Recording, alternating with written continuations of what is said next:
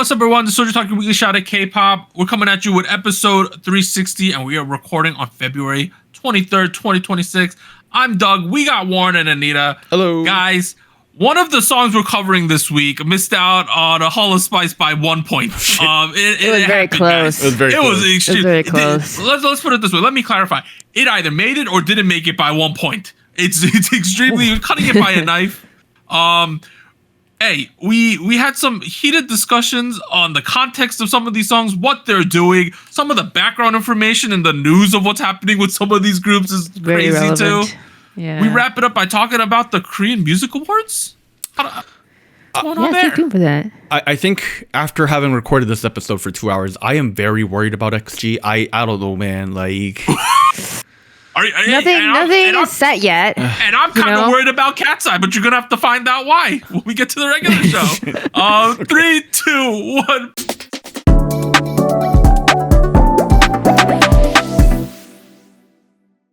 All right, guys. Big new releases. To be fair, guys, there's only been 6 songs released in the last week. Oh, shit. We're still in that Olympic plus Lunar New Year. You know, this weirdness right now, but we got 3 songs. We got Hearts2Hearts Rude. We have XG's B-side Rock the Boat. We got IVE Blackhole. Sadly, the NCT unit, the JNJM, both sides, that unit debut, just didn't get the votes it needed. Surprising because there was very few choices, but hey, you guys vote how you want. You know, let's start at the top. Hearts2Hearts Rude. They are from SM. They have Focus, Pretty Please, and Style. I feel like a lot of people came into 2026 thinking like this could be Hearts2Hearts' year to pop off. You know, they got very viral after Focus. People are really paying attention to them. Did they live up to the hype? Well, how do we? Let's start there, right? Do you think that this song Rude lives up to the expectations of what people are expecting from this group in 2026? My opinion is it's a fun song. You know, I thought it was a for them. you thought it was a what for them? A solid song from them, but I have some caveats to that. You know, Shit. Damn. Yeah.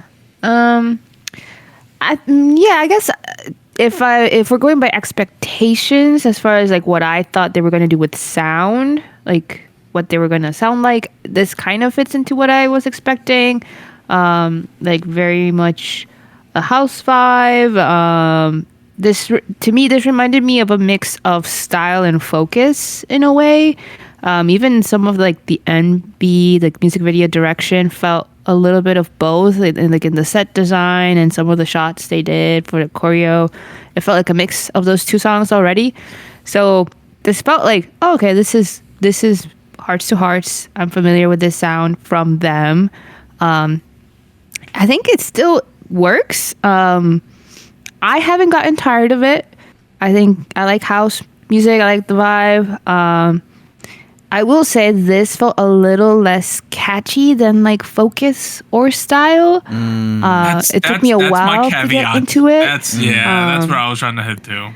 But I mean, I think quality's still there, so I'm not upset about it. Like I'm paying attention to it. It's also crazy to me how like house music has become like one of the biggest trends of 2026 already. Like between 404 and like the what else, like the XG track and like, you know, the G Idol track and like this all one, versions of house. Yeah, right. Like we're getting like different variations of house, and I don't know. I'm here for it. I'm here for it. Although I do agree with you, Anita. Like it feels a little less free-flowing and maybe a little less memorable compared to Focus. And I don't know. I don't think that's a bad thing. Like if I really look back into how I feel about Focus, that was like one of my songs of the year shit. Like that was it was I don't know. I think it's difficult to say you have to top that because like to me it's one of those songs that are just too well made, you know. But I do think this does a good job of like maybe presenting something that's a little less chic and a little more poppy and a little more characterized and a little more cutesy. In touch, right, a little more in touch with where style was. It's girlish. But I still love the sound. Like there's these like bouncy synth sounds like with the in the first verse like the pong pong pong, those like melodic xylophone-ish sounds, and it gives it a great like intro rhythm for the rest of the song to go off of. But on the other hand, like parts like the bridge, for example, like the build up to the first chorus, where it does more of a traditional K-pop approach to a build, that felt like it was kind of sticking out in a bit of a poor way. Whereas, like, if I really think about Focus, like it was so free flowing, it was so well paced, and like this feels like it's maybe leaning into like those K-pop tropes a little too much. And I get that that's part of the grammar that comes with the genre, but like it still feels a little choppy. But I mean, I don't know. I still feel like the rest of it works, and like, yeah, you got to talk about Stella too. Okay, let's before we get to Stella, I completely agree with what you're saying. Okay. How it's hard to criticize a song that I actually like on a big picture level that I thought this is a fun song, that I like. I'm gonna give it a good score. I 100% gonna give it a good score. It's a fun song. I like what Hearts2Hearts is doing. That's cool. But when I look at it on a face level, like the kind of after the second chorus, we get into like a rap section too before the Stella part, and it just felt like, we're doing this, we're ruining the funk. I felt a little bit, just kind of happened. All right, guys. So how do we feel about Stella's part? Number one, I was impressed by the English, so I looked it up. She's born in Korea, moved to Vancouver, Canada, and then went back to Korea. So there is an English connection here. It just didn't come out of nowhere. There's a connection here. Which was good. That's why. I think what people are having a discourse online is, number one, is this cringy? Number two, does it fit in the context of the song? And other people are saying, number three, is this kind of like a Tiffany Girls' Generation narration we used to get back in the day? Those are the conversations I'm seeing. Like, DJ, put it back on. Like, like that kind of thing. You remember? Yeah. That's what people are saying. Is this like their thing? Are they going to start doing that? This just feels a lot more bitchy compared to what Tiffany was doing. And like in all of the best ways. You know what I mean? Like, I liked it. I thought it made sense in the context of the song because they're trying to play the mean girl. Like, it made sense to me. Yeah. There's clearly this competition thing going on in the music video too, and if I'm completely honest, like it reminded me of like a specific friend I had back in high school that I did not get along with. She didn't speak like this per se. Yeah, but like, you know what I mean? Like, I was like, oh, like, yes. Like, that's like the people who say I couldn't care less, and they're the person who cares the absolute most. That's what it just felt like to me. I don't know if it's cringy. I don't think it's. I didn't think it was cringy. I thought it was really cool, and like it was going back to Mean Girls and like that whole vibe, and like I thought it made sense because the section before where it was oh my god, I'm blanking on names. Navis, Jew, and another girl were doing that back. They were doing that chanty rap back and forth with like the line, like the two scenes going on, and I did not like that section. I thought it was kind of weird. I thought it was just kind of like I thought it was kind of staccato and just kind of put in there. But then I thought the Stella narration section pulled it all back together and it made sense. I really thought it helped out. It's a good break section. I guess I also don't mind it. I don't think it's cringy, and I appreciated that the English, because it's a longer phrase. Like, it's not just it's a lot. Yeah, it's a full on like conversation. I thought it made sense. Like it was on topic, grammatically correct. So I thought that was nice, but I did feel like it was a little unexpected. I don't think it took away from the song, but I didn't think we were going to do something like that. So it's not a bad thing, but maybe to me it felt a little out of nowhere. And then, I mean, it happened and it was fun, and then we went back. So, I mean, it was quick enough. So, no, I like it because, okay, here's the thing. It was a risk, because if this shit wasn't good, it would have gone down forever. Like, can you believe they put that in their song? You know, it would have been one of those moments that people reference, right? Yeah. But since it worked, it's going to be in the opposite direction where people are all going to love to scream this narration during the songs when they're at concerts and shit, you know, in the future with this group, right? Like it's going to be one of the hype moments of the concert for sure. And I don't know if it was calculated or they had like, you know, they tested it out with people say, does this work or not? But the final product, I thought it makes sense in this song and I like its placement there. Now, if we're going to just start doing narrations every song, I think that's too much. But, you know, putting it in this specific song, I thought it was like an interesting switch up and it went right into the chorus and it kind of worked somehow. It's a good change up. It's something novel. It's a novelty and it works. Like if I'm completely honest, like that section is all over my feed right now on TikTok and Reels right now. Like it's so I definitely think it's a good moment for the group to go viral.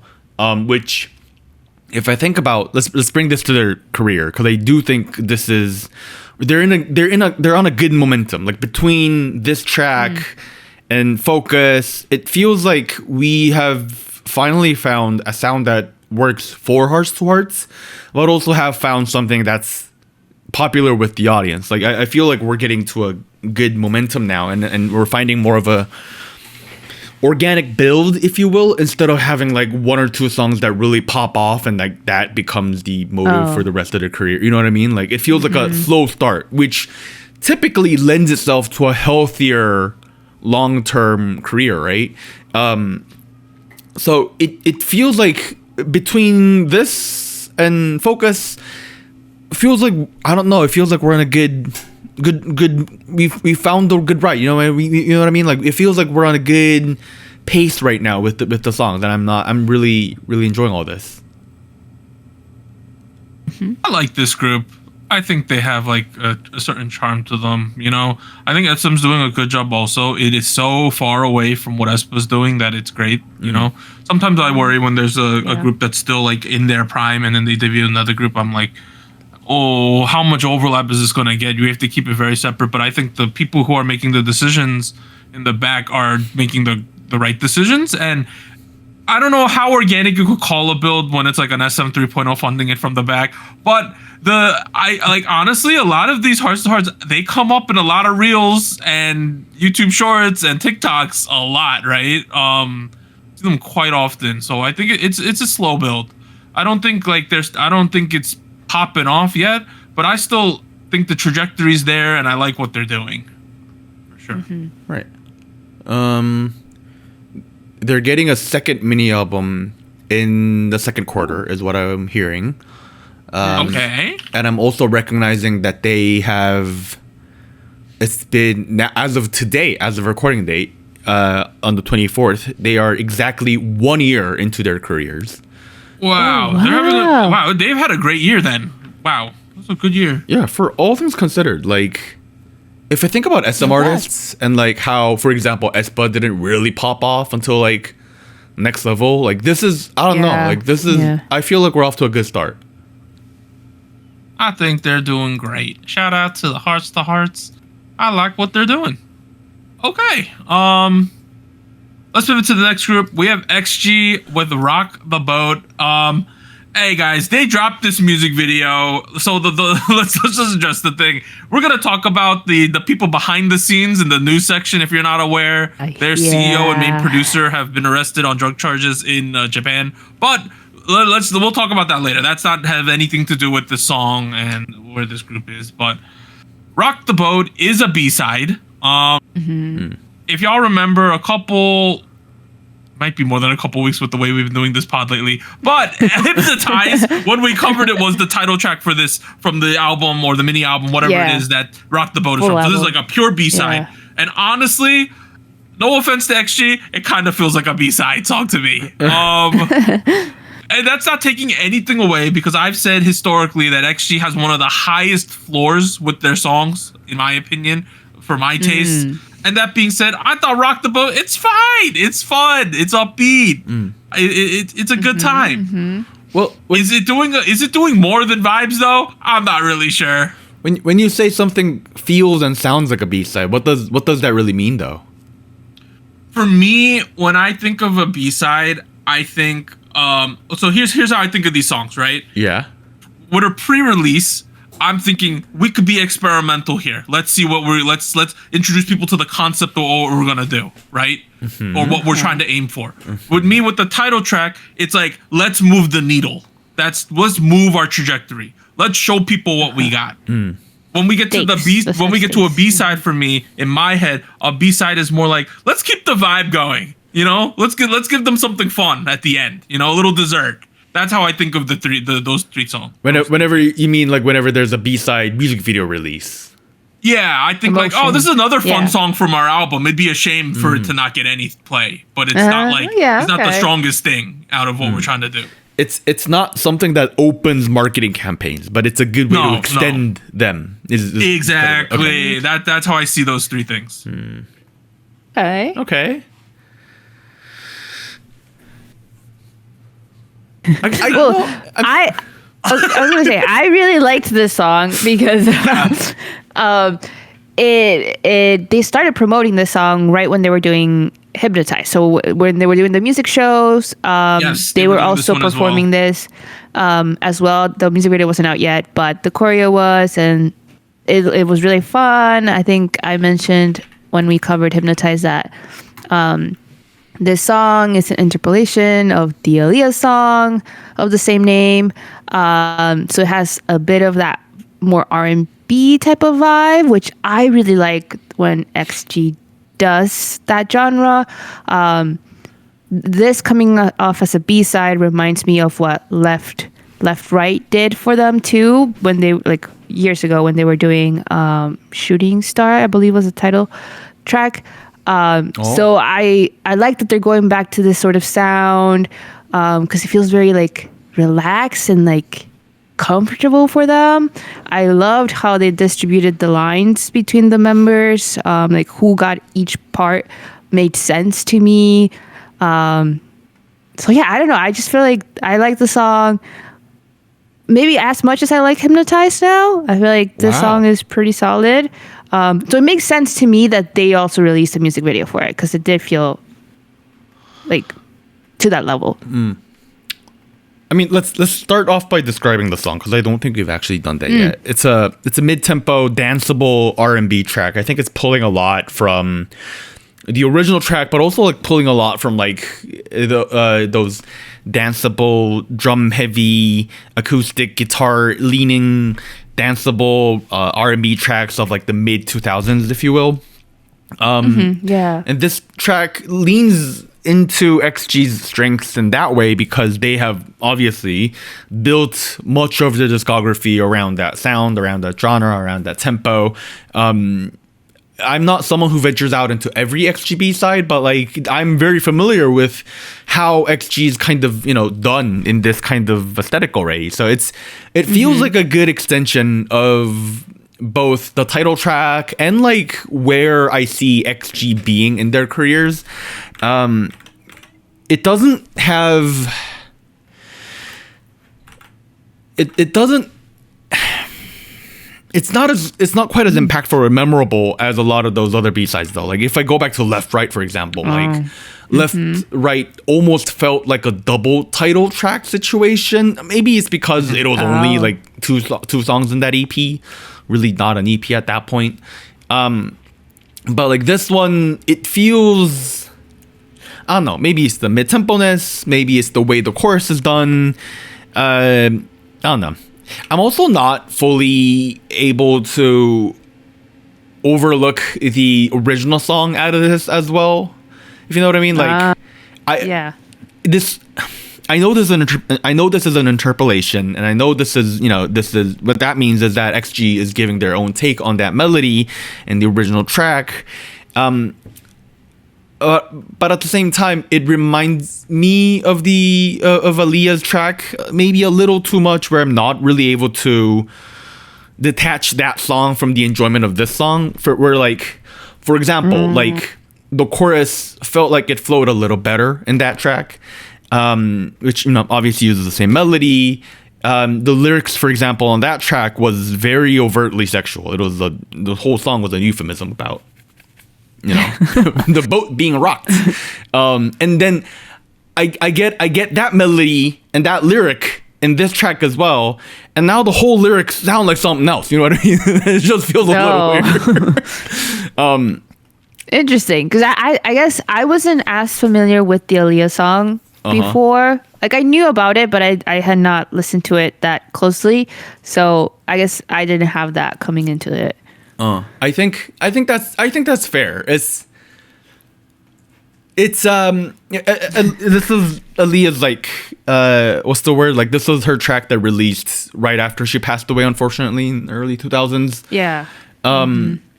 That's probably why. Like, people are maybe more familiar with this song than others. But I don't know. It's knowing that's what the whole song is about, and like that's how that euphemism is used, and that euphemism is like pretty much word per word brought into here. It felt a little. Did it take away from the experience for you? That's what I'm saying. Yeah. I feel like you're in an odd position, because I haven't seen that opinion like pretty much anywhere, to be completely honest. But I mean, granted, I'm also feeling. Do you find you have the same issue with other interpolations if it's too similar to the original? Does it bleed into the second song? Like, I'm not talking just this song, like in general. I think if I go back to Blackpink's when you pull up, Shut Down. I had to sing it to remember. Yeah, I mean, I hated Shut Down. I mean, I think that just so might be I think it might be a way you just view interpolations versus like me, who just couldn't make I don't make the connection between but like the two. I don't have a problem with all interpolations. Like, okay, it's just if the first one's very strong in your mind, you might think like you might weigh it against the newer one more. I don't think so. Like, if it's done well, it's done well. Like, KC2 by Sick K and Lil Mosh Pit was clearly an interpolation of La La La by Occasion and Benzino. That was but what I'm saying is that, like, what I'm saying is, like, if the lyrics overlap too much, you can't get the first one out of your view of the second one. I think knowing the original context and like knowing the impression I got with the lyrics in this song with XG, it didn't feel like it distanced itself enough, like distinguished itself enough, and like all the euphemisms from that song. I could see that. I could see that. Like, I'm not saying the song's about rocking the boat. No, I get what you're saying though. I'm trying to think like, okay, if there's like a like. I'm not gonna say. Wow. Okay. No, I'll tell you guys this off camera. I'm saying like if there's like a word or a phrase that can be interpreted two very different ways. You know what? That's what I'm saying. Like, or something like that, or it could be misinterpreted one way or another. I can completely see that happening with me. Like, I can't overlook something. But getting back to XG, I'll mention to you what I'm thinking about is hilarious. Okay. But getting back to XG, I want to make a take that Jurina is the most underrated member of this group in this era, bro. Like, she is absolutely. She destroyed Hypnotize, in my opinion, and I think her voice stands out more than anyone else's on this track as well. I don't know. I just thought her vocal tone it just fit the song perfectly. Sorry, who'd you say? Jurin or Juria? Juria. Oh, okay. I heard Jurina, and I was like, who's Jurina? No, yeah, you're right. I mean, Juria. Sorry, I got it wrong. Juria. You're about to get canceled. I also want to say, if you watch a lot of the clips about the song, Hinata's dancing her ass off in the clip. I love the dance. Right? I love the dance. I saw a couple clips of Hinata dancing. I was like, dude, she's absolutely killing this shit.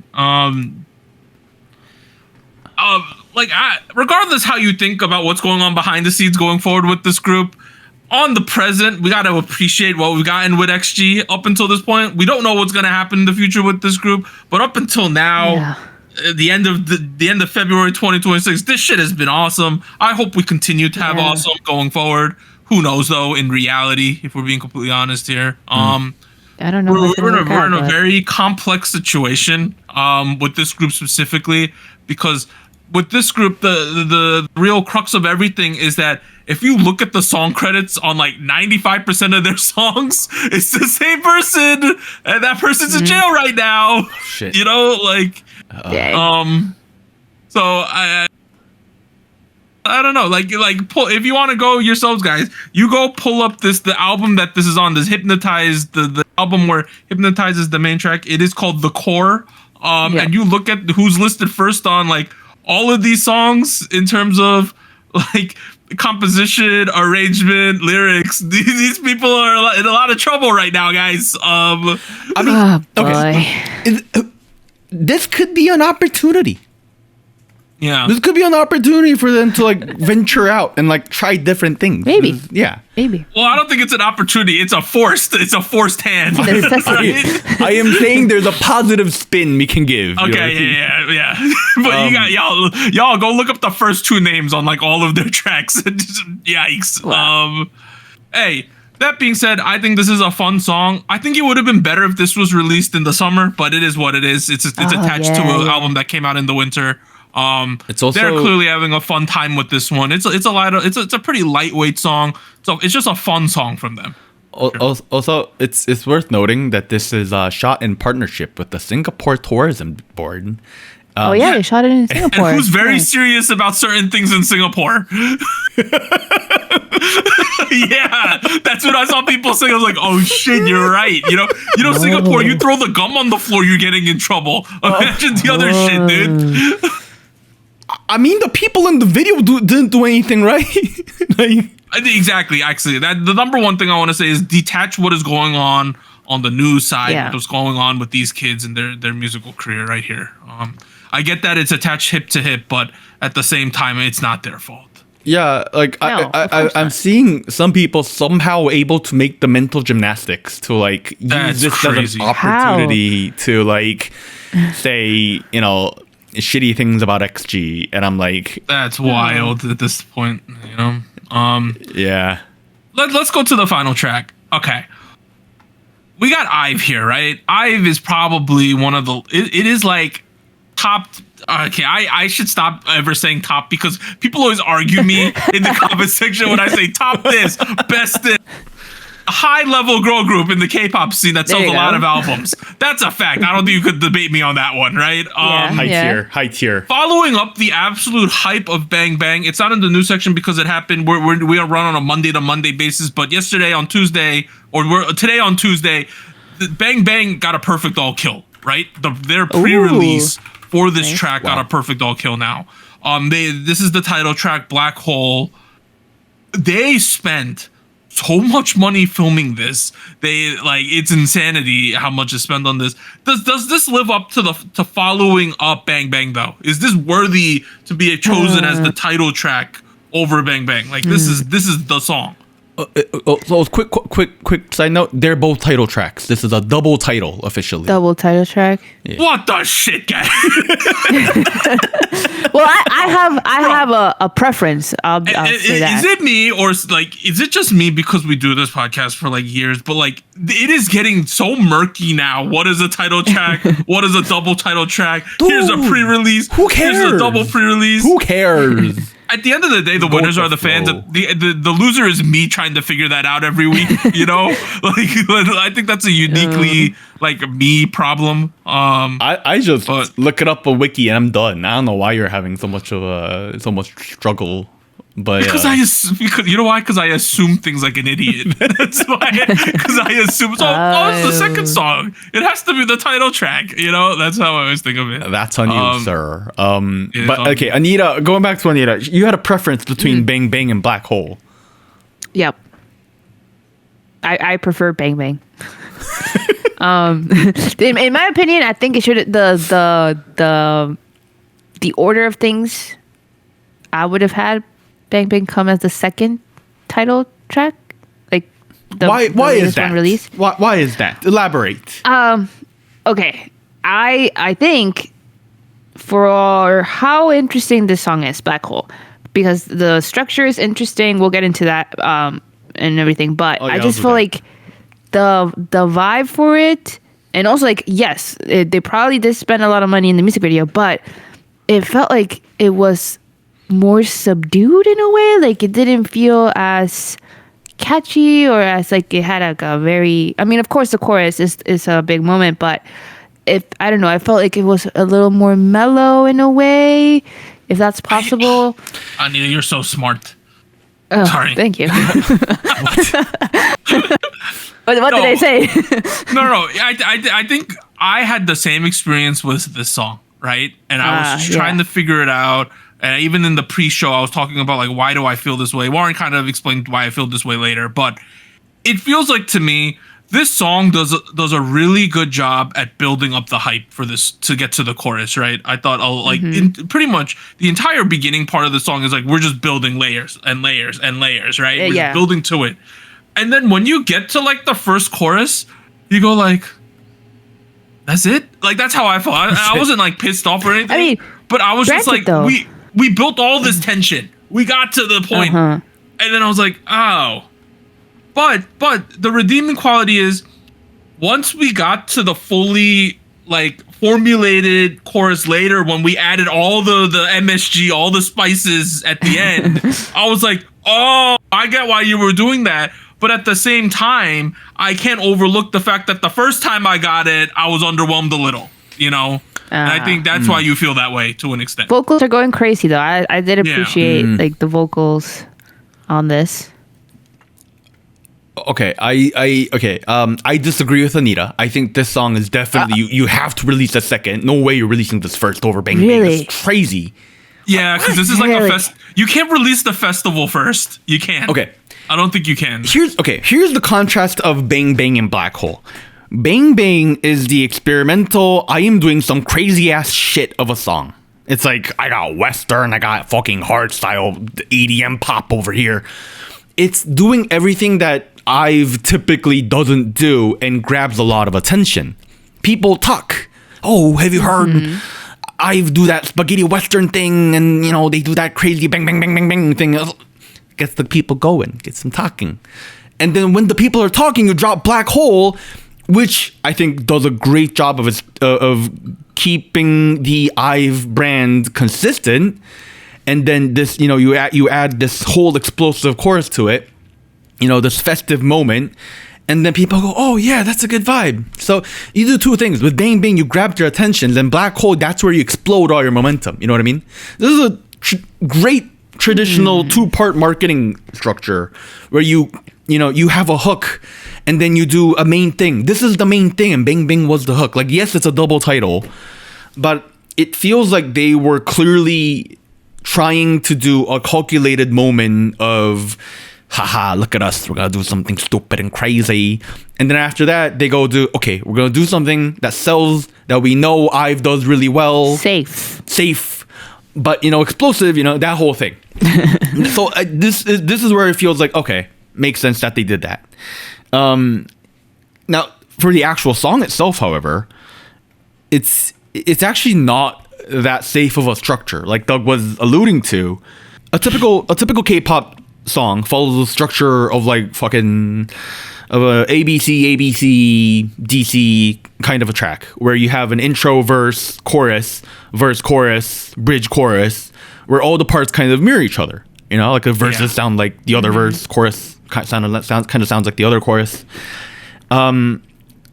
Whereas this track, however, has the audacity to start the song in a different tempo, and then they switch that up for the second half of the verse, or the first verse, and then they have a chorus, and then after that they have a verse that doesn't match the earlier verse, and then they have another chorus that doesn't match the earlier chorus, and then they have the bridge, and then they have both of the choruses come out after each other in like, you know, where they form this weird exodia of like, you combine the two choruses, boom, you know, and then you have the final impact of the, you know, complete chorus, which isn't super common in K-pop. Like, I remember Bam Bam Boom did it for Rocket Punch, and I remember this only because I was into that fucking group. So it sometimes it works, sometimes it doesn't. I weirdly enough didn't really notice it on the first couple listens, and I just thought the first chorus was kind of meh. And that's where maybe I'm like, I think the second half of the main chorus works a little better, so maybe you do that first instead of this, you know, the win-win-win section.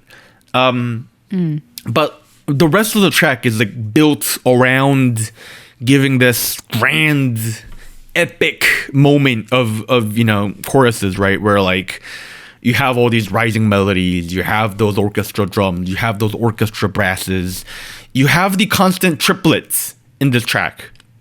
That's a constant. Like, this song is written in 4/3, and whenever that rhythm is there, that it gives so much momentum and so much drive. But the moment it drops, you know, that all that goes away. So you're like building. So like what Doug said, the whole song is built around building tension, losing tension, building tension, losing tension, which I think in on the other side of my head, I'm guessing maybe they did that to counter the fact that they were being a little more experimental with the choruses and them knowing that, you know, that sometimes doesn't stick. So I think flow-wise and pacing-wise, it kind of worked out. I didn't really hate it. Like, but I do think the first chorus, I do see what Doug is saying. Maybe it didn't as hit as I thought it would need to. But my takeaway, I don't know, was that this is definitely still IVE's like brand, and like, yes, this is the established brand identity for IVE that we've gotten since 11 Love Dive, after like I Am, and then after that, this is where they started experimenting left and right. So, you know, we started getting weird things, but I don't know. This is take it or leave it, I guess. This is IVE. I guess for me, with this song specifically, I just have to detach that, like, the first chorus. Like, this is how when I think of songs, I think sometimes songs are really defined by the chorus, and oftentimes it's like the chorus is the chorus, right? We don't change it; it's the chorus, right? Maybe we'll add a little bit more at the end, but we don't change the chorus. But for a song like this, where I think like some of the first chorus versus the last chorus are really different, right, with the way they do it. That's like actually kind of interesting. It's refreshing to think that, because in my head now, when I'm thinking of the chorus, I was like, do you remember the good chorus? Like, I'm not just gonna mention the first one, you know, because a lot of songs, it's always the same chorus, it's just the same chorus. We're just gonna do it 3 times. But this one, it's like very different, and so I have to look at the song kind of differently in that aspect. And now that I see the big picture on what they were doing, I get it. Was it done perfectly seamlessly? Probably not, because I think you could have added sprinkled a little bit on the first one to make it more fun, I think. But I gotta commend what the people who made the song did at the end, you know, the final product. So I think once we got to the ones where we added a little bit more, I thought it really worked for this song. I think that's the right approach to take with how somebody should listen to a song. Like, I'm noticing that some people are saying, "Oh wow, genius move to, you know, combine the choruses and like calculated production moves," and like, here's the thing, right? Like, when we cover things on the podcast and I break down the production, I talk about songwriting and like I talk about the rap, and like, I'm not like making a checklist on my head in terms of like it needs to be this and that. That's not how I'm approaching this. I figure out whether I like the song or not, and then I give my reasonings for it. Like, I figure out whether I figure out my impression with the song, my opinion of the song, and then I figure out my reasonings and my evidence. And like, you know, that's when I bring up, oh, the songwriting's good because ABC. Oh, the, you know, rap is great because ABCD. Not the other way around. Like, I feel like sometimes that gets missed when I talk about songs on the show, and they're like, and some of our listeners are like, oh, Warren pays, you know, a lot of attention to like this and that and like songwriting technique, and like that's why he likes songs. I'm like, no. It's the other way around. And while I may not be the biggest fan of this crazy song structure, at the end of the day, I thought it worked. And like, I really didn't notice it in the first couple listens of the song. It just kind of flowed really well. And to that end, shout outs to the producers, shout outs to the members for like pulling that sections off. Maybe you're a fan of the song because of the crazy song structure, yada yada yada. But like, I don't know, like all that aside, like I'm still vibing with it. I don't know how you like this more. I don't know how you like Bang Bang over this, Nita. That's so crazy to me. Oh my God. I think for the same reasons that some people really enjoy this song and say like, this is IVE returning to some of their maybe defining sound. Like, I saw a lot of people mention I Am, and I agree with that. I think it has that vibe, that sound, especially vocally too, maybe. I see the comparison there. I still feel like maybe I'm with Doug here, where the chorus is like, for me, what can make the song very memorable or not, and the fact that it is structured the way it is cool. I think it's interesting, but it does make it so that you have to kind of, I guess you kind of get to the final evolution of it at the end of the song, which, I mean, I guess is good for listening again and again, but as a first impression, I just felt like it was a little draggy, like just because of certain decisions in the chorus. Oh shit. And that it, to me, that made it a little hard for it to be memorable, like as quickly as I thought Bang Bang was. It's kind of like Chikorita, your favorite Pokemon. What? It's like What? remember how you told me Chikorita is your favorite Pokemon, Yes. and I told you Chikorita's shit.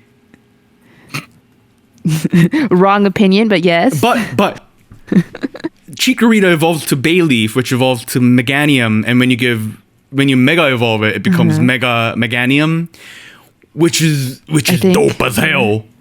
You know? All the Pokemons do that. All of them evolve. Some of the All right, well, Anita, maybe you should just evolve your listening so you could like Blackhole more than Bang Bang. Okay. Dang. Oh, hey, shout out to Ive, shout out to Eugene, shout out to Liz, uncalled Ray, for. Gal, What Young. You started I a got war. all of them. Hey, let's go. Another banger from them. All right, other songs released this week include Long Shot, Backseat. We had the NCT JNJM unit debut with Both Sides, and then we had Zin with Dazzle Flash. That's kind of it for the last week, guys. Hey, we're at SojuScore. You know, it's the segment where the crew, Gochu Gang, and the SojuTalk Nation will score the new releases. Average songs get a 5. Songs over 7.3 enter the Hall of Spice. Last week on episode 358, we gave ATEEZ Adrenaline a 5.13, Chungha Save Me a 5.84, IVE Bang Bang 6.72, Idntt Yes We Are All I Need But a 6.40. We're going to score 3 songs, Hearts2Hearts Rude, XG Rock the Boat, and IVE Black Hole. Let me get the thing on the screen. All right, we have Hearts2Hearts with Rude. This is going to get a good score from me. I thought this is... Okay. Is it better than Style for me? No. Is it going to get a good score? Yes. I think I would recommend people listen to this. I'm giving it a 7. I thought it was a very good track from Hearts2Hearts. Nice. Yeah, I also have a 7. I had a good time.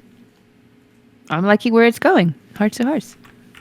I think if the flow and the pacing of the song was a little better, like maybe I would have given. I could have given it an 8. I Yeah. could have. Ooh. But alas, that is not the song we're reviewing today. I have a 7. So I still like it. Not bad. And Gochu Gang also scored the song. They gave it 7.43. Oh, shit, that's Ooh. high. And there was like 30 plus people to get to that number too. So it's like Damn. that's a solid score from them. As a result, 7.11. Let's see. Let's see some things here. It does. If you only had one more 8. Oh my god, I kind of regret not giving it an 8 now, but it is what it is. Hearts2Hearts Rude. Damn. 7.11. Damn. So close. Next, we have XG with Rock the Boat. For me, this was just a solid song from them. Not my favorite. I gave it a 6. This is a song that I would also recommend. I think I recommended it first when we covered Hypnotized, so it's a 7. I thought it was just tight. It was pretty average, which is a 5 in my scale. Damn. Hey, wow. They shouldn't have Gochu Gang voted. They gave it just a 6 flat, that's like low for XG. Wow, that is low. As a result, 6.02. So, you know, Nation was pretty spot on with how people are feeling with this one. I'm still shocked at the fact that one of us didn't give Hearts2Hearts an 8 because I kind of feel like it deserves it. Oh, buyer's regret. Damn, we need to re-record the episode. Finally, we have IVE with Black Hole. I started today with like a 5 on this song, like a 5 or a 6. Oh shit! Wow. Okay. And through the process of listening to it about 10 times, I'm up to a 7. And I bet you in Wow. 2 days it'll be higher. Yeah. Wow. That's a big jump. I think it's really good. Well, I stayed at a 6. I think it's still a pretty good song. I just didn't think it was the best. So a 6. I think I spent a good amount of my discussion time like talking about how like this is a great marketing move, but I do like I do feel like I kind of want them to commit. Like you're either gonna be the pop musicians that do this kind of music, or you want to experiment. Like I don't know. It feels like we're diluting the direction a bit. For me personally, I like it when IVE does this. I think this is kind of where they really, really excel. So I have a 7. Lots of 7s this week. And Nation and Good. That honestly, the music was pretty good this week. Yeah. And then Nation Gojugen gave it a 6 on the dot, which I think is low. Damn. Which ends this up at a 6.52. Damn. Do you think in your heart of hearts? Okay, now I know we gave Hearts to Hearts 7s, right, with Rude. Correct. If it wasn't the Hall of Spice, would you be offended? I would not at all, to be completely honest. If it was? Yeah, if it was. Actually, no. No. You know what? Style is Hall of Spice level. I think Rude comes up a little short. Am I wrong in saying that? I kind of agree with that. I can't give it an 8 knowing that like Focus is the 8 for me. Right? Yeah, exactly. Yeah. Yeah. Okay, I think it's quite fair. In reality. All right, so the scores this week: Hearts to Hearts Rude with a 7.11. You could talk about how one of us should have given it an 8. You got XG Rock the Boat 6.02. IVE Blackhole 6.52.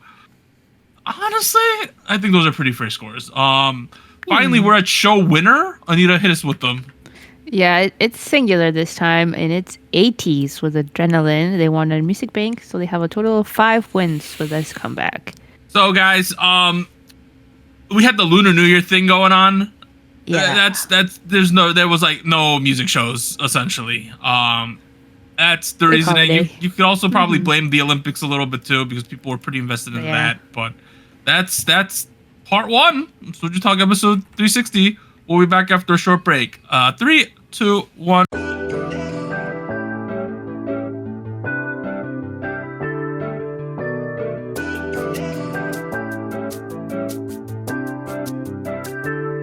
Hello, SojuTalk Nation. This is Anita here with a quick PSA.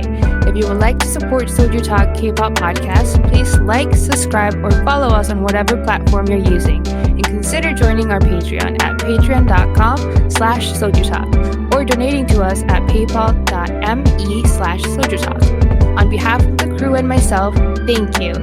Now back to our regularly scheduled episode.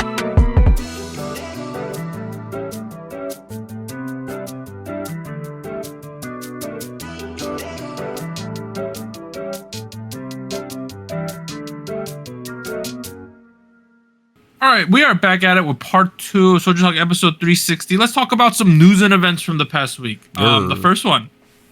Stemming off of the decision in the lawsuit last week, HYBE has officially appealed the court decision validating former Adore CEO Minijin's rights to exercise her put option stipulated in her shareholder contract. I mean, reality-wise, they don't want to pay her a gajillion bucks, you know? Like, Of course not.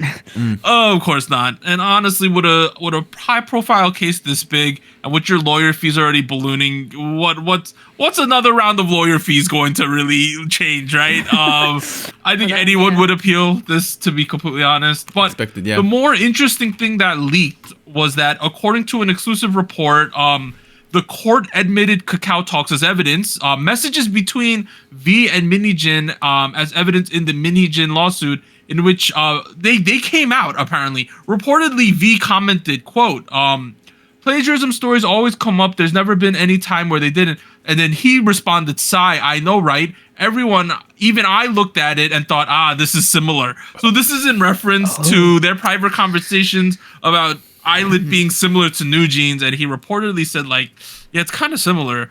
But to be fair, let's go to his response, and then I'll give some to be fairs. Okay. So V addressed this. He stated, quote, these are parts of private conversation shared out of empathy because the person was my acquaintance. I have absolutely no intention on taking any side. However, I find it disconcerting that my conversations and questions were submitted as evidence without my consent. That's what I was worried about. Yeah. So I thought about this for a while, and I was like, okay, number one, yikes, the initial thing. But then I thought about it. I was like, let's say Warren was in some kind of lawsuit against his company, right? The job he works at. Oh, and he texted me about it. And he was like, can you believe they're doing this? Right? Like, I would feel like I would be on Warren's side without knowing anything else instantly, you know, because we're buds. I'd be like, yeah, I could see it, you know? And I think that's kind of the situation he ended up in here. Did he expect this conversation to end up in the court record? Of course not. You know what I mean? I just feel like, why would Minnie Jin do that? Oh, like, is she trying to cut ties? Like, because that's not a good look. No. What do you mean? Why would you do that, Anita? She's submitting it as proof that look, even I know why, but like copying. No, it's more of a scenario where clearly he has some pre-existing relationship with Minnie Jin while she was at Hive, obviously, right? Yeah. Based on this kind of account messages. And then, you know, Minnie Jin's pissed off about, like, look, they're copying me with this new group. And V's like, I could see it, you know? He probably watched the Island video for 10 seconds and was like, kind of similar to your group, Minnie Jin. You know what I mean? Yeah. Right? Like, that's definitely what happened here. I mean, okay. Anita, for sure. Anita, you're questioning why Minnie Jin would do this, betraying her friend, V. Correct. Are they really friends, though? No, I'm not saying that they're even friends. Like he said, acquaintance, right? Okay. And that's probably all they have. I don't think it goes that deep. I just feel like maybe she's not thinking about her public image at all anymore. But it's just Anita, it looks really bad. Anita, she's having another press conference today. Apparently. Oh, is she? Oh yes. My God. You think she cares about her image? Anita. Well, I guess not. She does. Okay. I'm thinking about this from Minnie Jin's perspective. If I really think about it, I really don't give a fuck about V anymore. Given I've already burned my bridge with with Hive, that means I'm burning my bridge with BTS. Like. Why should I give a fuck about what V thinks at this point? So like, if I think about from the psychopath that she is, yes, I think it kind of makes sense that she would do this. It's an absolutely shitty thing to do. Don't get me wrong. Like this is. Like well, you know, when she's submitting shit to get the court on her side, I would do everything. Yeah, don't you think? At all costs. I get why she would do it. I think it's terrible that she did, but I could completely see why she would have submitted these type of messages to the court. I completely get why she would. So now that we've had this conversation, if I ever am in a lawsuit with my employer, and now that Doug has shown empathy for Minnie Jin, I will submit Doug's messages without his consent. And if Doug sues me for that, let's say, Warren, you were making some kind of app at your work, right? Yeah. And then another department made another app that's like a little bit similar. And you said, look at this shit. Isn't it similar? I'd be like, yikes, bro. I can't believe they would do that. And then you submit that? That's basically what happened, right? Yeah. Like, friendship ended. Yeah, like regardless of how similar it actually is, I feel like I would at least tell you something affirming, you know? I feel like any friend would like what kind of friend would upfront be like, nah, you're bugging. Like it's actually not that similar. You are crazy. Yeah, goodbye. Yeah. No one would say that.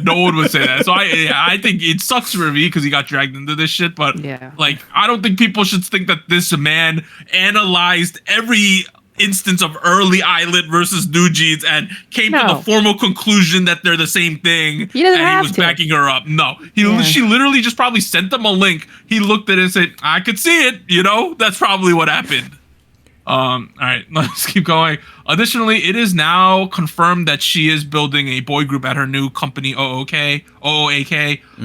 Males born between 2008 and 2013 can apply in vocal, rap, or dance categories. 2008 and 2013. So 2013 is a 13-year-old, right? And then a 2008 is a how old is that kid? 18-year-old. 18-year-old. Yeah. Young. Look at the first comment. 2013. Oh, she's a weirdo for real. I mean, I feel like that's what a lot of companies post for. Yeah, I don't think that's anything too crazy. It's just weird considering 2013. What was I doing in 2013? Oh, I know. Like I was listening to Ururong by EXO. I was in high school, yeah. Yeah. Bro, I was in college. All right, let's keep going. So the other big thing that broke, but there's like layers to this, guys. Oh, it's like an onion. There's so many layers. We got Manon announcing a temporary hiatus from Cat's Eye to focus on her health and well-being. That is what the company stated, right? They say she's gonna take some time for her health and well-being, you know, and they stated that the group remains committed to showing up for one another, for the fans who mean everything to them. So that happened, right? And then Manon released a quick message thing on their fan platform. She said, I want you to hear this from me. I'm healthy and I'm okay. I'm taking care of myself. Thank you for checking in. Sometimes things unfold in ways we don't fully control, but I'm trusting the bigger picture. Thank you for standing by me. I love you endlessly and can't wait to see you again. So people, the second this happened, people are like, is there tea here? Is there tea? Analyzing Right? it. Tea party, yeah.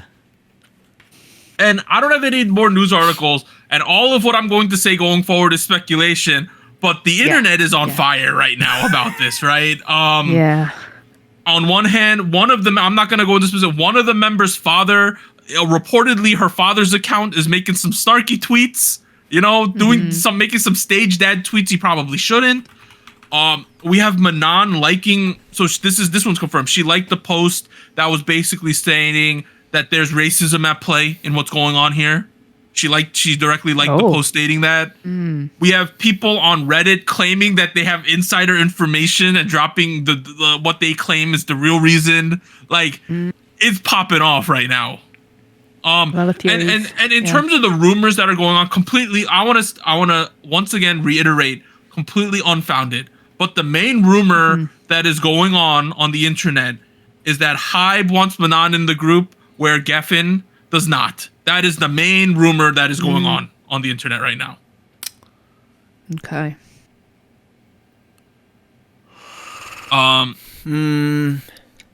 It's messy. And now major news sources in America are starting to pick up on the story and talk about it. And they're stating Hybe is like, none of the people involved are giving statements. So there's an air of mystery and it's becoming mainstream right now. Like, I know Variety dropped an article about this, I believe, and other major news sources are starting to talk about this, like what's actually going on here. So that's where we are as of our recording on the 24th. This might develop very quickly. We might get full statements or something that might drop. But as where we are right now, a lot of smoke, not a lot of substance. And people are really looking into the tea leaves right now, trying to figure out what's going on here. Yeah, I think it's, I mean, I've seen some of the comments that are supposedly by Daniela's dad. I don't know how strong the evidence is for this person actually being her dad. And then, you know, the stuff you mentioned about insiders, with all this information floating around, like, I don't want to dig into the validity or the impact of this information, because, like, I mean, I haven't done my due diligence in terms of, like, figuring out the credibility of all this. But what I will say that we can already get as a takeaway of this situation is that this is a terrible PR situation. This is a PR disaster. Yes, it's a disaster. It's a disaster right now. I mean, if there are some of these bad actors within the network that are, like, saying these things about your artist, first of all, that's a PR. That's a shit show. Oh my god! Like, figure out your message, make sure everyone's aligned, then push it out. Don't just. I don't know if it's I don't know what happened, but, like, we have articles from Forbes, Billboard, like Complex. They've all dropped articles about this. Yikes! Now. I mean, okay, the fact that Hybe said it's a health issue, and then Manon comes out the day after saying, "I am healthy." I think that's the discrepancy where people started being like, Yeah, and other people are speculating. Does it have to do with the fact that she publicly supported Palestine? That's another aspect of this. You know, people are wondering things like that. You know, they're trying to. Everyone's hyper analyzing everything that's happened in the past. People are analyzing the initial show. You know, like there's a lot of this going on. Like, has this been building? People are also stating, is there a conflict between members? Is that what's driving this? You know, there's all this is being talked about. Know. And the companies involved, the Hybe and Geffen, are making no further statements. So they're just letting this fester online. So which leads me to believe, as an observer, something is going on. Clearly, right? The thing is, it would be if there was if she was literally injured, there would be clarifying statements out by now. I feel. Yeah, I sometimes I feel like the right PR move is to stay quiet and let things die out. I don't feel like that is that. I don't feel like now is that moment. I feel like this is the moment where you, first of all, make people shut up, and then second of all, clarify the message. You know, the longer we go with no info, the more this shit's gonna get wild. Shadier. But hey, that's all we got right now. She's on a hiatus. They say it's a health issue. She said she's good, and you could check what posts she's liked because people have seen that, and that's kind of inferring her opinion on that. But that's about all we got right now. Hey, good luck with this situation. The next one is also crazy. So this is the XG stuff right here, right? XG producer Simon suspected. Okay, XG Simon arrested on suspicion of drug involvement with illegal drugs. So this is a translation from a Japanese article that this was the first thing that dropped. It has 10 million views, this tweet.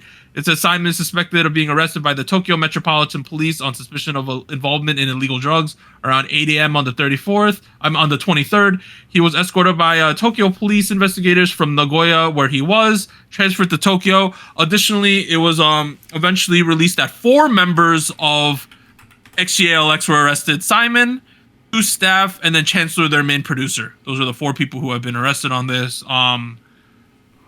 Continuing with that, he has been arrested in charge of drugs. He is reported violating the Narcotics Control Act in possession of cocaine and marijuana specifically at the time of arrest with 3 other people. It is said to be executives of major Japanese agencies. So they're saying that is other executives, which, you know, Chancellor would be considered an executive in that company as well, what they got going on, because he's the main producer. Yikes, right? At a minimum. Yikes. I heard that they're unconfirmed. I heard 3 bags of cocaine and marijuana. That's what I heard. I don't know how true that is, but we know it's some quantity of cocaine and marijuana. I mean, how big are these bags?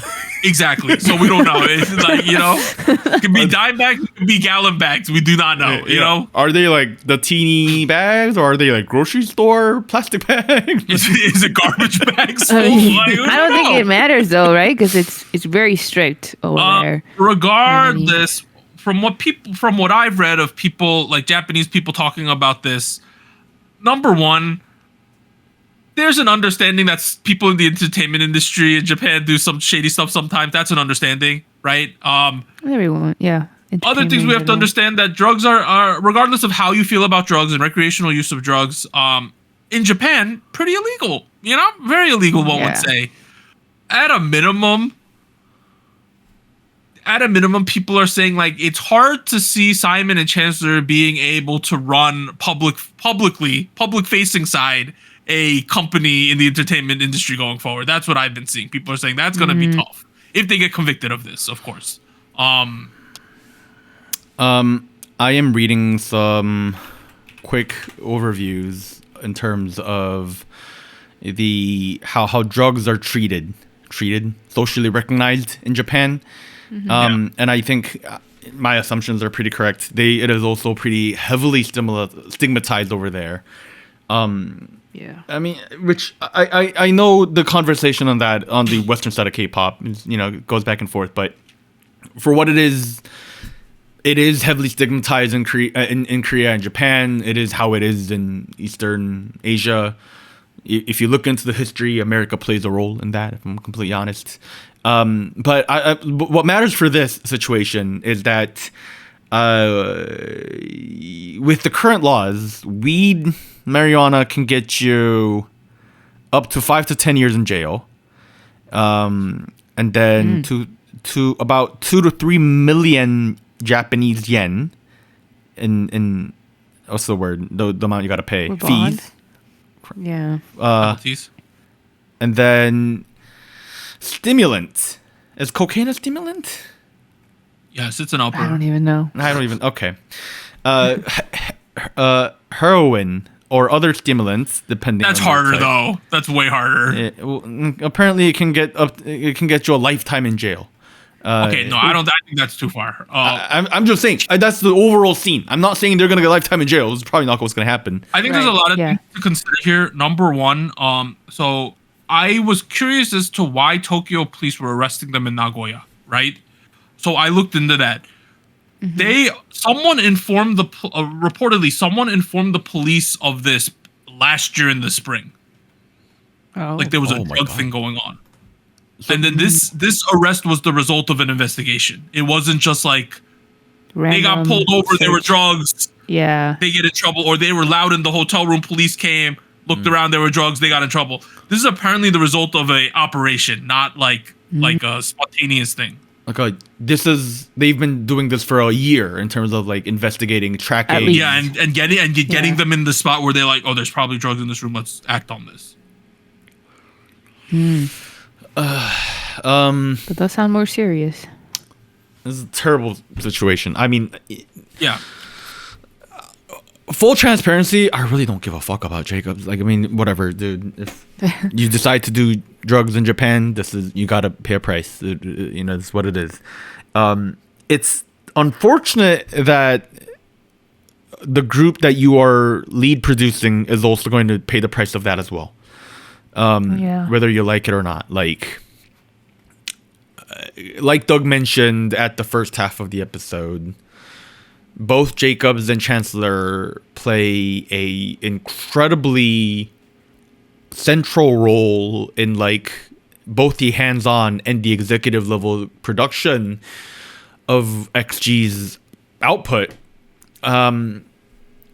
So that's I don't know. I framed it in a positive way earlier, saying that it is also an opportunity, and I think that still stands, if I'm completely honest. Because if I think about the stuff that comes out of XG, a lot of what pulls us towards their music and their output is the fact that it's just really, really good.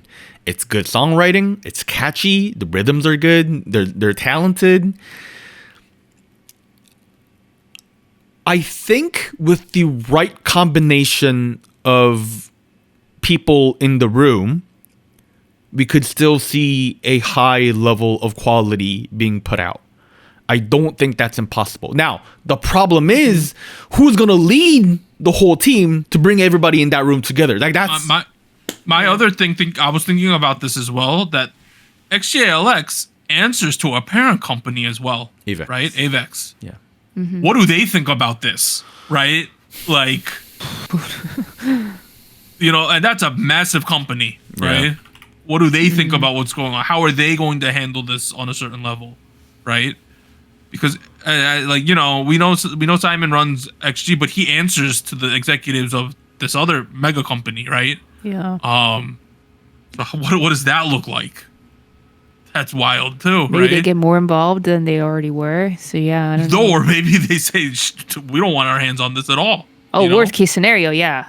Obviously, right? Yeah. But it's not out of the realm of possibility that this company's like, this is bad PR, period, right?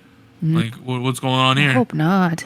Obviously not. And I have a lot of sympathy for the girls in this group because, you know, it's like, it's not their fault that their boss is partying like this or taking part in recreational drugs. Yeah.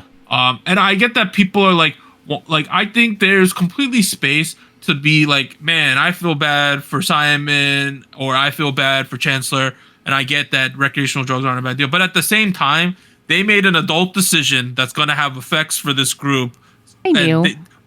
They selfishly made a decision that's going to have downstream effects for this group. And that's the reality of this situation. You know? That's the reality. Yeah. And it sucks.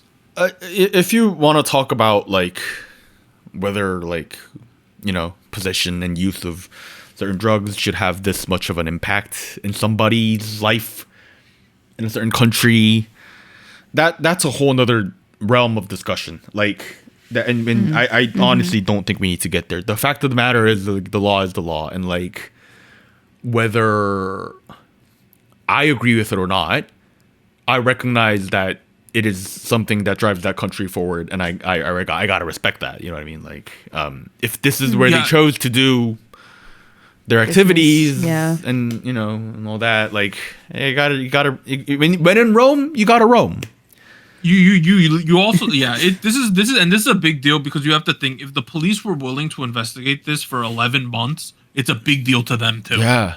Right? They thought there was something there for sure. They clearly thought something was there. They looked into it. They felt like we gotta catch them doing it. That, you know how many resources? There are probably detectives who took this up for like a year, like basically a year, right? Yeah. They paid those dudes the salaries to investigate this for a year. Multiple people probably, right? This is a big case. We'll see what the end up result is, but I'm just saying, like, the more you look into this and the fact that they've investigated this for a year, the fact that they arrested them in Nagoya, brought them to Tokyo because Tokyo was investigating this, that's a big deal, guys. That's a big deal. It's not like you got stopped on the side of the road, the cops smelled some weed and you went to you went to the holding tank for a while. You know what I mean? It's not that. This is a drug investigation. Like, yikes. Regardless of what happens with these 4 folks out of Excalix, I hope that whoever is second in charge in this company is able to push out a positive vision for this company and group as quickly as possible, because it is concerning. Yep. The group released a statement online in Japanese and in English. Some of the things they said was an investigation is currently being conducted by authorities. They fully cooperate with it. They would like to clarify that XG is in no way involved in this. They are prioritizing safety and physical and mental well-being of the artists and will continue to provide them support. They also apologize to the fans for the delay in the messaging. They're shocked by what has happened. They're still trying to process it themselves. The company is saying the right things at this moment. Of course, I think a lot of what XG has done has been very measured correctly. But like, this is a very precarious situation. I know they're in a tour right now in Japan as well, I believe. Jesus. So I wonder what that means for them there. Unfortunate, guys. Yikes. All right, let's keep going. I don't need to talk about it. This is the thing of Manon liking a post that called out the mistreatment of black members in girl groups. So there's something going on, guys. Let's keep going. Happy stuff. Yeah. IVE Bang Bang had a real-time all kill that today transferred into a perfect all kill. So they have defeated Kiki, sadly, but it happened. But they got the perfect all kill finally. Next thing, we kind of mentioned this last week, but so you can find the videos. Look at the amount of people that NMIX performed in front of at Carnival. Oh yeah. Oh my god. Nice. The total attendance of Carnival was estimated at 2 million. I don't think there's 2 million people here, but there are multiple hundreds of thousands in this scene specifically. Wow. Oh, that's crazy. It's crazy. You could like people are going crazy, which is great for them. Next thing, Uju Sonyo. It's confirmed, guys, from them. Nice. Anniversary single. It is fully confirmed. We are all excited about Finally. that. Next thing, IOI comeback confirmed as well in May with a new album. Kangmina and Gyeolgyung are not going to be present, but the rest of the members will. Kangmina because she's acting. She's been acting and hanging out with Kian Parsa lately a lot too. But she's gonna be acting for sure. Hey, I'm really excited about this. Like, IOI has some of my favorite people ever in K-pop. Like, I haven't been able to express it on the show forever, but like, Sejong is like a top 3 all-time person for me in K-pop, you know? And I get that she's been focused on acting primarily in the last couple years, but it's great to see her doing the K-pop side. I'm a Somi fan. Like, we're gonna see Chungha in this capacity. That's gonna be fun. We're gonna see Sohei gonna come back and do some K-pop. Wow. Oh, geez, yeah. Think about that, right? We're gonna have the Stone Buddha's gonna show up, dude. Doyeon's back from going study abroad in England. Like, this is gonna be fun. It's gonna be a lot of fun. Yeonjung's gonna be in both of these things too. Like, think about that. I know like people like Nayoung and like Sohei, like I know they've been acting here and there, but like truly it's like been so forever since I've like seen their faces or heard their names. It's right? Good. Yeah, it feels good to be back. Yeah, it's like seeing the old friends, you know what I mean? When you go somewhere, you're like, oh my god, this is the crew, right? Let's go. I'm really excited for that. The gang is getting back together. Next thing. All right, guys. So, Taemin You remember we were talking about Big Planet Made like 5 days ago? Yeah. And we're talking about how the company has no money and they're in a terrible position. And it seems like MC Monk's connected to this on multiple levels. Well, Taemin left the company. Great for him. But the tea is that he reportedly covered the salaries of some of his staff members out of his own pocket during the money issues with the company. And this is more just piling onto the allegations that the company wasn't paying people. Yikes. That's just awkward. I'm glad his contract was very short, where he can leave now. Yeah. You know, the thing is, I don't want to be a revisionist, but I remember when we saw that this Big Planet Made company was starting to make some moves, starting to like get people going. And then I remember finding out that like MC Mong was one of the people behind this shit. And I don't want to say like I knew something was up, but it always felt like to me something was weird about this company. You were a little I don't on know edge. why. Yeah. Like 1% of me felt something's going up here. How are they assembling so many people so quickly and building this shit up? I'm not gonna say I told you so because I definitely didn't tell you that this was happening. But like, I don't know. I feel really bad for everyone involved. Is the way I'm gonna frame this. I think in the moment it made sense because like having known that MC Mong was active with like Double Kick, we knew they were active as producers. We knew they were doing other companies before this, like Millie and Margate. Just scale wise, it was scaling very quickly. Yep. So I was like, oh, maybe they got an investment somewhere really good. And then we had like people like VVZ involved and whatnot. It's just Taemin in particular. I look back at his releases under BPM. I don't think I liked any of it. Oh. I gotta go look at my scores, but like none of this sticks. Yo, you know who got out at the best time? Our girl Connie got out of this company last year. Connie got out at the perfect time. She was the main choreographer for VVZ. Oh. And then she left, and people were like, "That's so sad. Why did she leave?" She clearly knew what was going on. Dude, the streak of Connie's luck in the last 12 months has been incredible, right? Like her rise, it completely makes sense now why she left. People were wondering that, you know. But I also feel bad for their in-house girl group, Bad Villain. Like they don't deserve this shit, right? Like. People thought they were gonna compete directly with Meow. Was the consensus people were saying? It was like Bad Villain, Meow. We're gonna have a competition. I wonder what's gonna happen in general now. You know. Well. But yeah, that's all the news in terms of the music next week. The two big ones that are happening. These are the only two I'm gonna mention. NMIXX and Blackpink are coming back next week. Ooh, nice. So NMIXX is coming back. They're officially dropping that collaboration track with Pablo Vittar.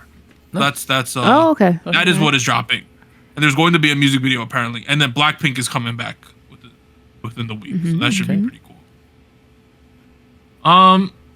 Do we want to just go into we got a side discussion thing? Do we want to just go into it, guys? It's our State of the Nation today. What are you talking about? Side conversation thing? What is this side? Well, treatment?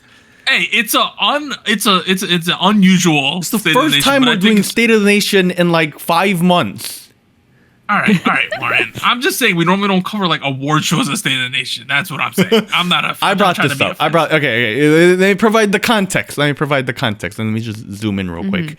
I brought this up. One of the things I pay attention to is the Korean Music Awards, which is one of the award shows that happens in Korea. It's not like. It's a little different from Mama's or the MMAs or the Golden Disc Awards, which focuses a lot on like the sales, the cultural impact, streaming numbers, and that sort of thing. Whereas the KMAs, they take all of those into consideration, but like it is largely it largely focuses on like critic voting. Discussions of quality. What? Yeah. Musical achievement is what they say. Right. Like impacts across the music industry, how much it moves the needle in terms of like artistic impact. Like that's the kind of words they like to use. So you kind of get where they're going with this. I think there is a little bit of conversation about the validity and the credibility of like an award show like this. And I am aware that it has its downsides and like drawbacks, and it's not perfect. But at the same time, it's the only form of award show in Korea that does two things. One, it covers a very wide breadth of genres. Like it doesn't focus just on K-pop. It doesn't focus just on rap music. It focuses on like every genre within Korean music. And it also tries to bring spotlight to a lot of the artists that, you know, may have a bit of a different financial situation than your BTSs or Blackpinks and that sort of thing. So it's a really cool way to check out what's really setting the trend in Korean music, I think. Did I don't know, was that a good elevator pitch, Douglas? Yeah, how would you say this is is this very prestigious? Do well here? It's considered prestigious to the right people, particularly because all the other awards, like it seems like a pretty straightforward situation of like, oh, I make X amount of sales, I get to an X rank in terms of sales, you know, then, you know, you win, you sweep the award shows. Like that formula is pretty well understood in award shows and with the K-pop community. With KMA, sometimes it's seen as a bit of a different monster to tackle because you now have to, you know, win the battle of making good music and like whether you agree with their definition of what good music is, that's up to you. But because it comes with different conditions like that, certain fans think it's like a very different kind of a mountain to climb, if you will. Right. They have some genre. Let's start at the genre category because they have K-pop categories, and then we'll move on to the bigger awards. Right? Let's go that way. Let's go that direction. So these are the two K-pop categories, specifically K-pop categories they got going on. For K-pop albums of the year, the 5 nominations are Lil Fantasy Volume 1 by Chaeyoung, Ruby by Jennie, The First Fruit by Mark, Blue Valentine by NMIXX, and then FE304 Forward by NMIXX. So NMIXX has 2 nominations. That's crazy that they have 2 nominees. I don't in the past like decade of following this award show, like I don't think I've ever seen a single artist that has 2 nominations for a single genre album entry. Wow, I'm not the best gauge for albums as a whole, but if you had to guess who's gonna win this category, what would you think? Or let's put it this way: who would you give it to, and who do you think is going to win? Are they the same? Or are they not? I don't know. I think both of it comes down to either Ruby or Blue Valentine. Okay. Like I think Ruby has the benefit of this being the cultural milestone that it was. And Blue Valentine being such a good quality album overall. Like Ruby's still good quality, but like Blue Valentine, I think, like I've said over and over again, how like artistically it's just so good. But like Ruby also has so much good pop B-sides, and I think the folks who are voting, they are definitely aware that the K-pop category should take into consideration the fact that Jennie was like making the rounds in Coachella and like MMA and like global impact too. Yeah, the cultural impact is not ignored here. You know what I mean? Yeah. I don't know. Anita, are you familiar with any of these albums? Not in full length. I think I've heard more from Ruby than all the other ones. Yeah, Ruby has a bunch of tracks that I would recognize off of there. Yeah, FE304 Forward. I think I also listened to more of that, but I do recognize that Blue Valentine was more of the piece of work that NMIXX was most recognized for last year. So I don't know, those Jennie and NMIXX make sense to me. I feel like as someone who was more of a casual listener, but also can recognize like, yeah, that was very solid work from them. I think it's worth noting that like Blue Valentine feels more favorable over FE304 only because it has like a larger length, and like typically judges prefer full-length albums over EPs. But that doesn't mean FE304 was bad at all. It was still a good album. No, it was.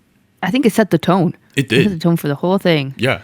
that was the moment where like it really felt like NMIXX matured. Yeah. Low Fantasy Volume 1 was really good too. I think, like described what Chaeyoung visioned for her solo career, which has been like clearly something that she's been visioning for a couple of years now. So that was really cool. I'm not super familiar with Mark's album, I have to admit. I'll have to check it out. But yeah, you want to move on to Best K-pop Song? Best K-pop Song, the nominees are All Day Project Famous, Hearts2Hearts Focus, Jenny Like Jenny, LE SSERAFIM Spaghetti featuring J-Hope, NMIXX Blue Valentine. Is this not just the Like Jenny versus Blue Valentine discussion? Could be famous.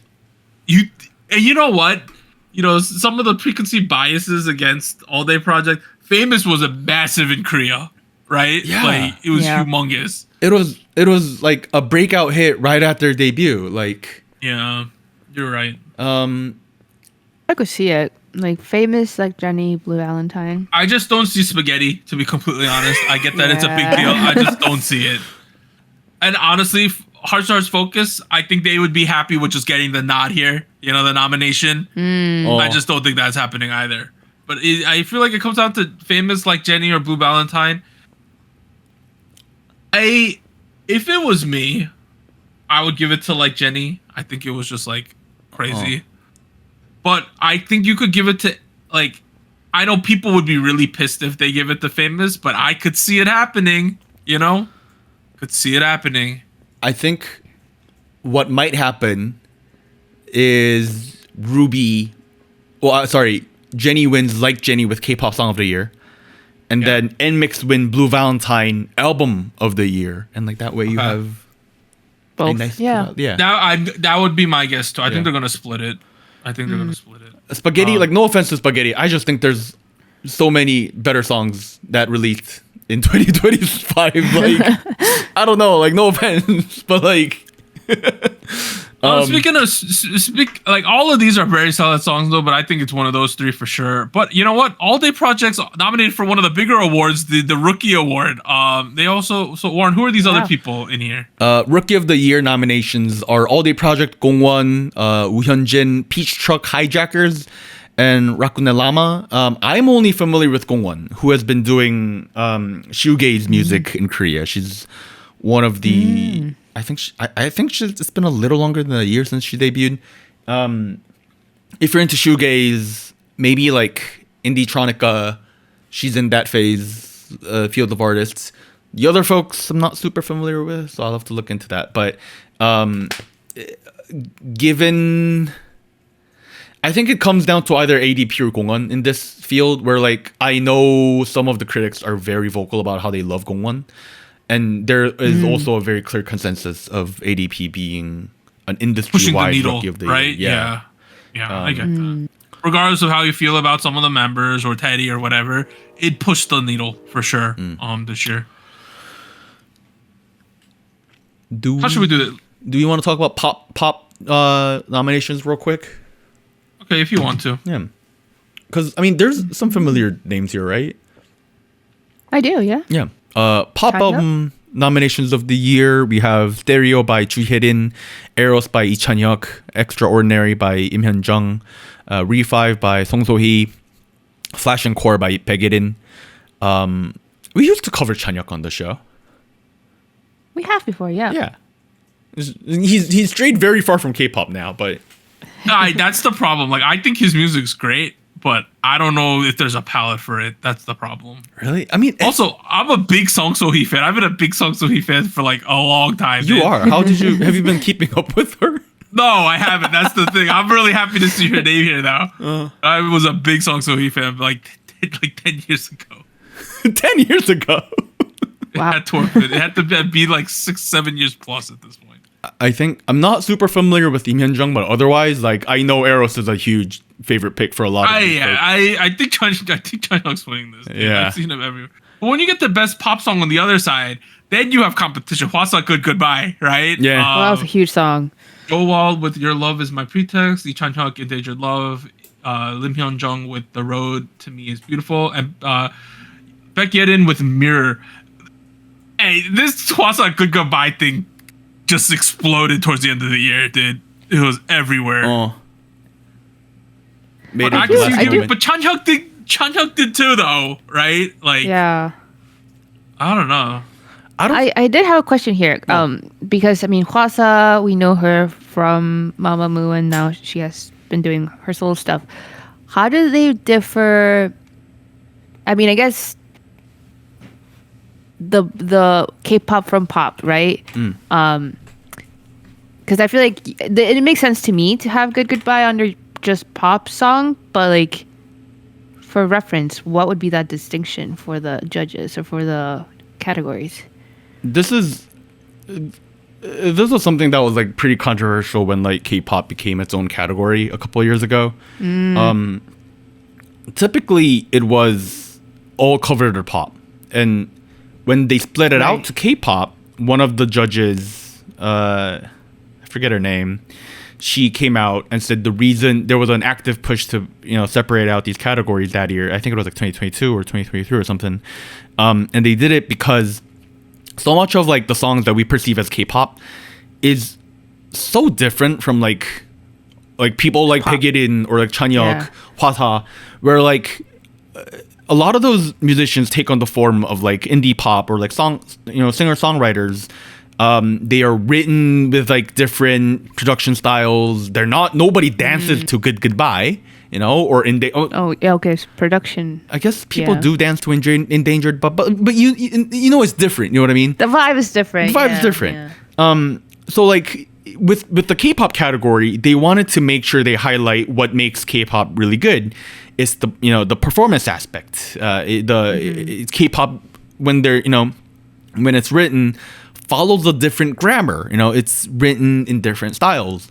Now, when Lil Fantasy Volume 1 was nominated for K-pop Album of the Year, I know that some people were kind of displeased about it because there was some discussion about whether it fits into K-pop or whether it fits into alternative rock, for example.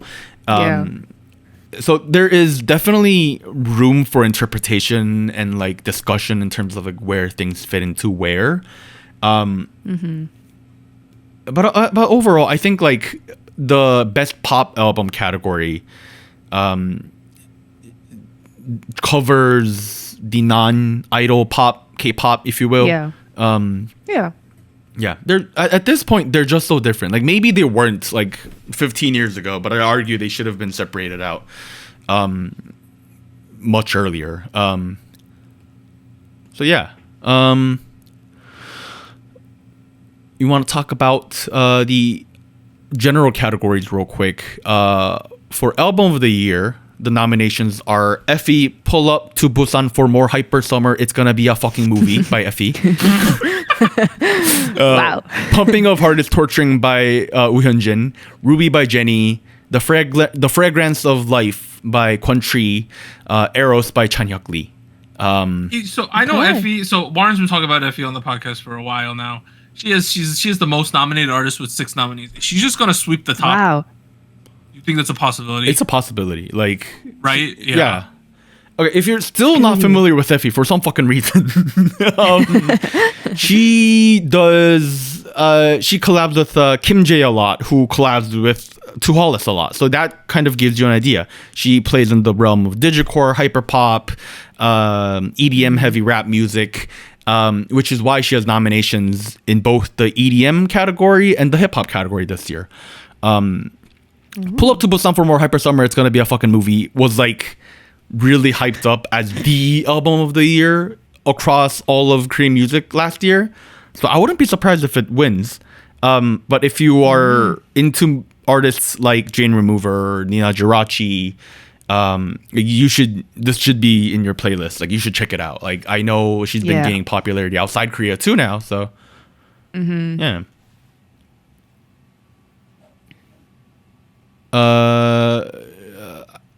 I've also heard like The Fragrance of Life by Kwon Tri.